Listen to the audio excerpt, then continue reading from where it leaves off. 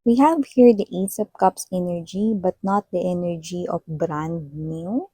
With the phases of the moon really standing out dito, no, it looks like this is someone here na possible na palagi mong nakikita, someone here, no, na matagal nang nasa life mo, and you continuously, no, give yung love for this person, no, kagaya nitong maladagat, no, mga ocean, no, na water or body of water dito, no, those are emotions, symbols of emotions, no. So with this Holy Trinity light, no, maybe you're married with this person here, but doesn't have to be, but you are someone here na matagal nang committed with this person. May commitment kayo, nakilala mo na siya rito, no, at pwedeng yung energy is matagal nang kayo. Then what about this person here?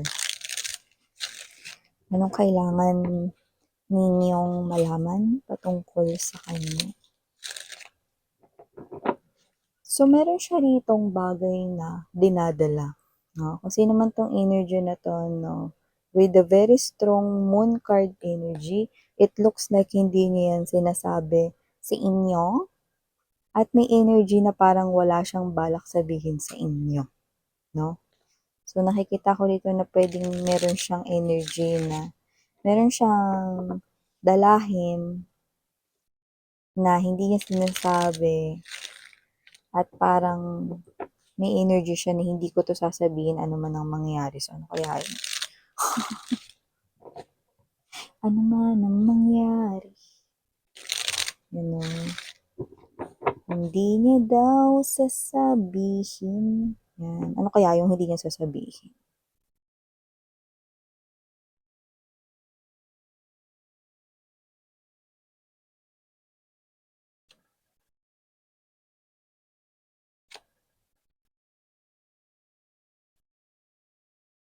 Oh? Oh, okay. Mhm.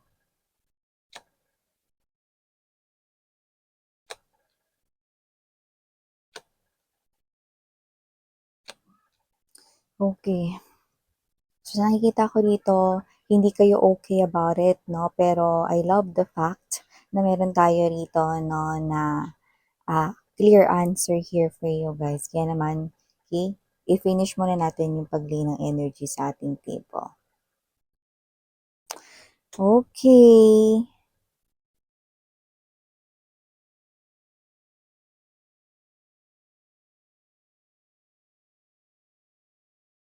So, hi and hello there, collective. My name is Yan. Welcome new subscribers, tuloy. At sa ating mga returning tambayers, thank you sa inyong walang sawang love and support for me. Happy Sunday, everyone! So, yan mga babes, no?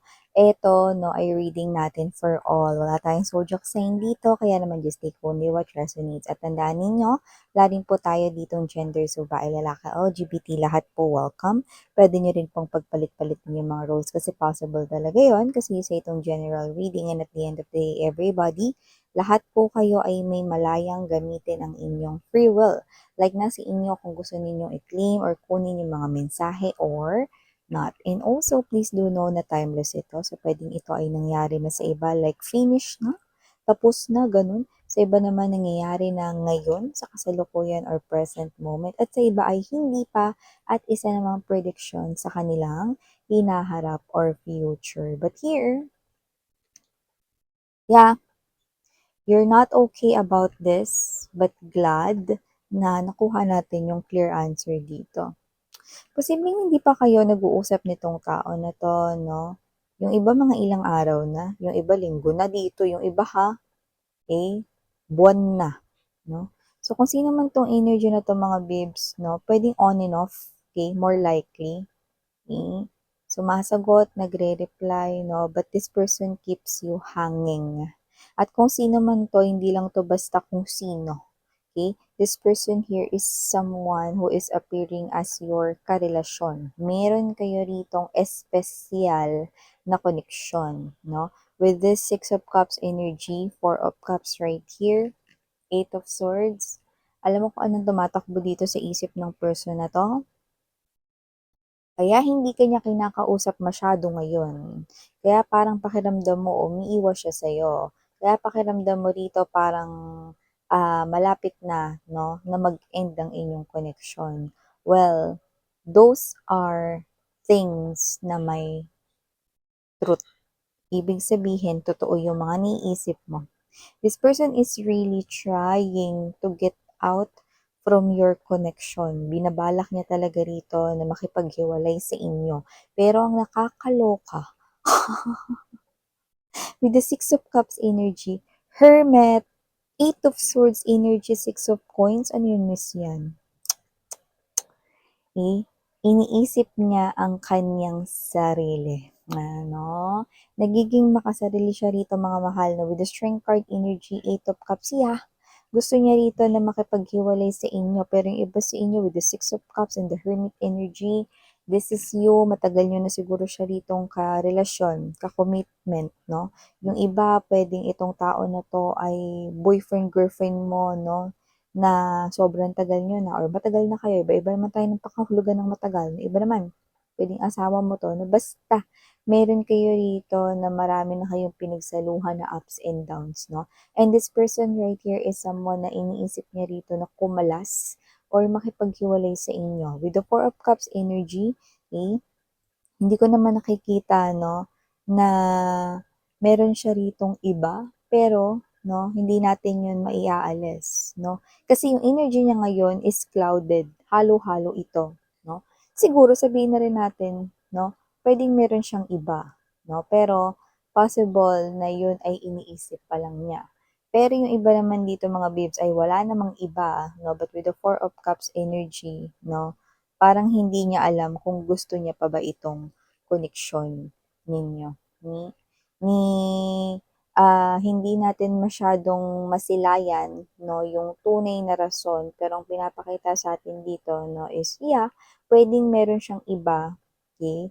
Pero, nakita ko rin dito na posibleng wala namang iba, pero hindi niya lang alam kung gusto niya pa bang ituloy 'tong connection ninyo. With the Hermit, okey, Strength card, very evident right here 'no, and the Two of Wands. Kaya hindi niya pa maisagawa na makipag-usap sa inyo, na makipaghiwalay 'no. The communication has something to do with a serious talk 'no, an adult talk 'no, na makikipaghiwalay siya sa inyo, tapusin niyo na ang inyong koneksyon 'no. Pero bakit hindi niya nga ginagawa pa? Why is this person here keep hanging you 'no? Why is this person right here still responding to you? Pero yun nga lang, on and off 'no, yung parang 'pag gusto niya lang mag-reply, tapos puwedeng nagre-reply rin naman siya ng minsan to madalas, pero ang ikli naman nung reply parang walang kagana-gana. Bakit, bakit, bakit? Bakit hindi na lang niya kayo diretsahin? Bakit yung iba pinatatagal niya pa rito? Kasi nga nagiging hashtag makasarili itong person ninyo. Bakit? Kasi with the Six of Coins energy, this is what this person here is hiding from you. Okay? Matagal kong nakasama si collective. Kung makikipagkalas ako kay collective, kung makikipaghiwalay ako kay collective, paano na ako? Yan, 'no? Alam mga babes 'no, gusto ko lang diretsuhin dahil nakakuha tayo dito ng malinaw na answer 'no. Ang ibig niya pong sabihin dun is hindi yung hindi ko kayang mabuhay nang wala si collective dahil mahal na mahal ko siya 'no, 'yan 'no. Well, sadly or unfortunately, hindi yun ang rason. Ang rason kung bakit hindi pa niya magawang masabi ito ng diretso sa inyo, it is because mga babes 'no, this person here is still nandun pa siya sa isang cliffhanger 'no, na hindi pa siya crossroads kung tawagin. Kasi iniisip niya rito kung kaya niya ba nang wala kayo. Ang ibig niyang sabihin dun 'no, kailangan niya kayo pero iba-iba yung mga dahilan at yung mga dahilan ay napakabababaw, you know. Kaya ko bang asikasuhin yung sarili ko, kaya ko bang magluto ng mag-ayos ng sarili kong baon, kaya ko ba yung mga ganitong bagay na pagsabayin yung pagluluto, pag-aalaga sa sarili ko, plantsahin yung damit ko, yung mga gano'n. Kasi you are the one doing that for him or her. Baka ikaw ang naglalaba ng kanya rito 'no, ng mga damit 'no, at hindi niya na iniintindi yun 'no. Susuotin niya na lang papasok na lamang siya sa trabaho. 'Di ba? So, kung sino man 'tong energy na 'to na si my throat is reacting right now, why?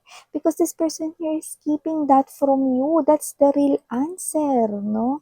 Kaya naman kung sino 'tong energy na 'to, yun yung sagot mga babes, no? That's the true answer dito, no? Kung bakit hindi niya na lang diretsahin, no? Yung pakikipaghiwalay niya sa inyo. It is because iniisip niya yun, sino magluluto para sa kanya, sino mag-aasikaso sa kanya, sino maglalaba ng mga damit niya, sino yung um, gagawa nito, gagawa niyan, 'no? Kasi siguro pagdating niya galing trabaho may pagkain na, 'di ba? Iniisip niya 'yun na paano kaya 'to, hindi ako marunong magluto. Si Collective yung nagluluto sa akin, kaya ko ba kumain ng fast food araw-araw?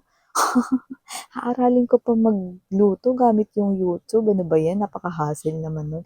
Ang dami niya ditong iniisip 'no, pero kung titingnan mo, yun ay coming from the place of what?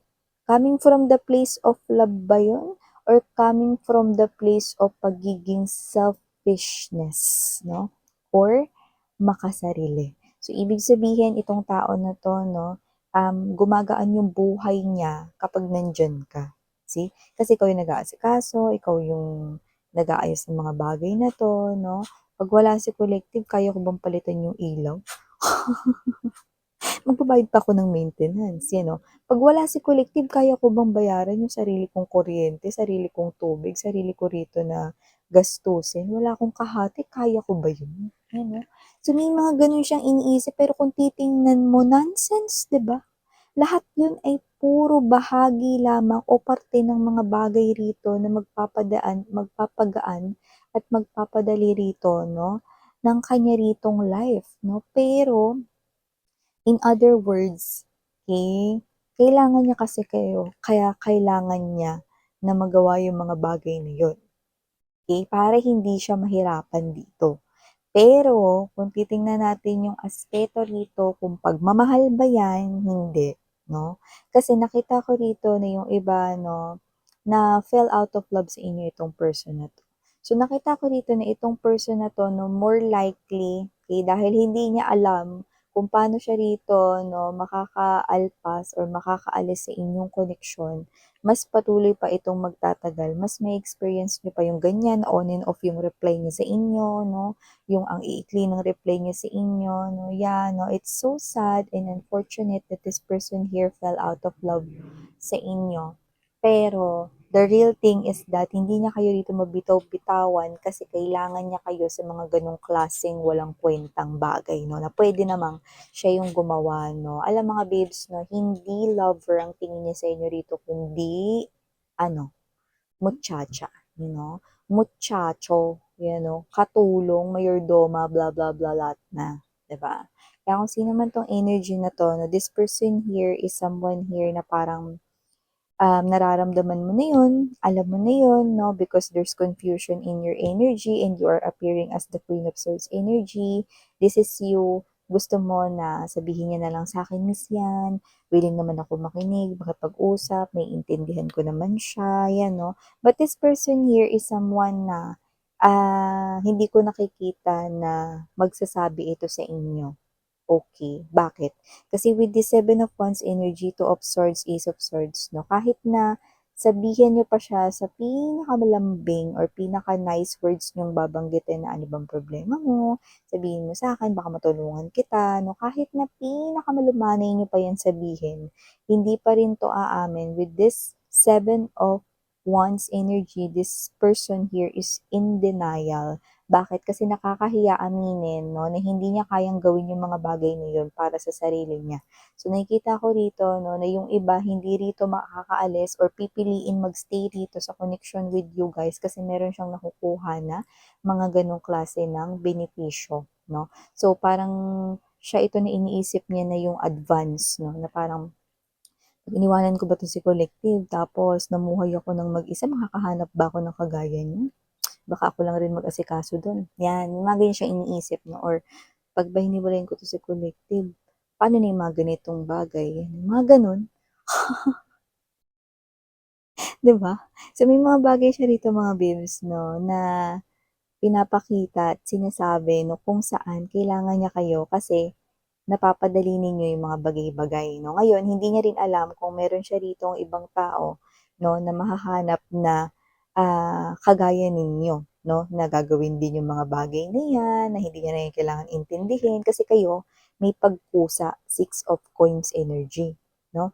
So nakita ko dito that with the Two of Swords energy, Ace of Swords, 'no, makikipag-usap ito ulit sa inyo kung hindi kayo kinakausap niyan, 'no. Mas kakausapin niya kayo 'no, kasi nakikita ko rito na kahit na parang na-fell out of love siya rito sa inyo 'no, which is yung iba, okay is nakikita ko rito na kahit gano'n yung sitwasyon, hindi hindi matutuloy yung pakikipagkalas niya sa inyo. Bakit? Kasi nga hashtag makasarili siya rito 'no. Iniisip niya yung sarili niya rito 'no, ayaw niya maglaba, ayaw niya magluto, ayaw niya aralin yung paglalaba, ayaw niya aralin yung pagpaplantsa kung hindi siya marunong niyan, eh, kasi nga it's a hassle 'no. Iniisip niya na agad dito, "Pagod nga ako lagi sa trabaho, eh, tapos magluluto pa ako ng pagkain ko. 'Pag nag-order naman ako magastos naman." May mga gano'n siyang mga bagay na iniisip, 'di ba? Eh, 'di ba? So, nakikita ko dito mga babes, na masasabi ko sa kanya 'no, sana bago ka nakipagrelasyon kay collective, sigurado ka muna, 'di ba? Nakita mo na agad 'no, yung pagtanda mo, yung hinaharap mo 'no. Hindi yung basta-basta tapos sasabihin mo change of mind, change of heart, 'di ba? Ano 'to, 'di ba? Sino 'tong energy na 'to? Ano 'to, siya lang makikinabang dito? Sino man siya nakikita ko rito 'no, na ayaw niya kasi ritong matalo. Ayan 'no, gusto niya win-win situation pa rin 'to sa kanya. So, nakikita ko rito na hindi pa rin siya magbibigay dito, less effort pa rin siya sa inyo, okay. Pero keri lang daw basta kayo yung gagawa pa rin ng mga bagay na 'to, magiging madali pa rin yung life niyo sa kanya. So, hindi ko alam kung ano 'tong mga bagay na 'to, pero nakita ko rito na kayo ay all in, parang alam mo yun, all around dito 'no, sa pag-aasikaso sa kanya rito 'no, left, right, front, and back. Kaya kung sino man yung mga energies na 'to 'no, yan yung dahilan kung ba't hindi niya kayo mabitaw-bitawan 'no, pero hindi niyo rin naman deserve yung mga less efforts na mga gagawin niya dito. At kahit na sabihin, niyo pa na makikinig kayo sa kanya, ano man yung sasabihin niya rito 'no, this person here will still deny na eto kasi yung mga dahilan, bla bla bla bla 'no. Kasi ayaw niya rin dito na, iwanan niyo siya dahil dun sa mga dahilan na yun pagka nalaman ninyo. Ngayon, eh, kahit na yan ay ilihim niya pa sa inyo na walang lihim na hindi nabubunyag lalo na dito sa channel na 'to, at least ngayon alam niyo na, 'di ba? Na yan pala yung mga dahilan kung bakit nilalagay niya kayo rito sa cliffhanger 'no, na parang you are on the edge of something here 'no, na itong person na 'to 'no is kino-confuse kayo ba't ganyan yung mga galawan niya. It is because yun yung dahilan at yun yung mga dahilan na walang kakuwenta-kuwenta. So yan mga babes, ito yung mga messages right here for you guys. Again, I'm Yuriana on me. Parang Heal, Love and Light, iwan ko sa inyo yung desisyon na yan because I know you're matured enough. And please, mga babes, no, know your worth because you really deserve someone, no, na kagaya at hihigitan pa, no, hindi lang basta tutumbasan, no, yung mga efforts at kaya ninyong gawin in the name of love. So, yan, no, happy Sunday everyone and sarang Heal, Love and Light. Ayun.